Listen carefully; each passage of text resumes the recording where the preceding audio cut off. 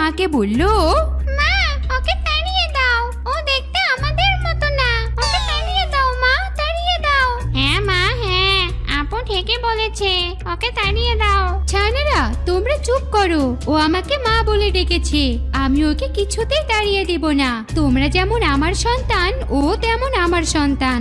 তোমরা এখন এ বাসায় চুপটি করে বসে থাকো, কোথাও যেও না কিন্তু। আমি এক্ষুনি তোমাদের জন্য নদী থেকে মাছ ধরে নিয়ে আসছি। আচ্ছা ঠিক আছে মা, আমরা কোথাও যাব না, তুমি তাড়াতাড়ি এসো, আমি আমার ভাই বোনদের দেখে রাখবো। এরপর হাঁস নদীতে চলে গেল মাছ ধরার উদ্দেশ্যে। এদিকে ঝোপের আড়াল থেকে দুষ্ট পাজি শিয়ালটা হাঁস আর তার ছানাদের সমস্ত কথা শুনে ফেললো।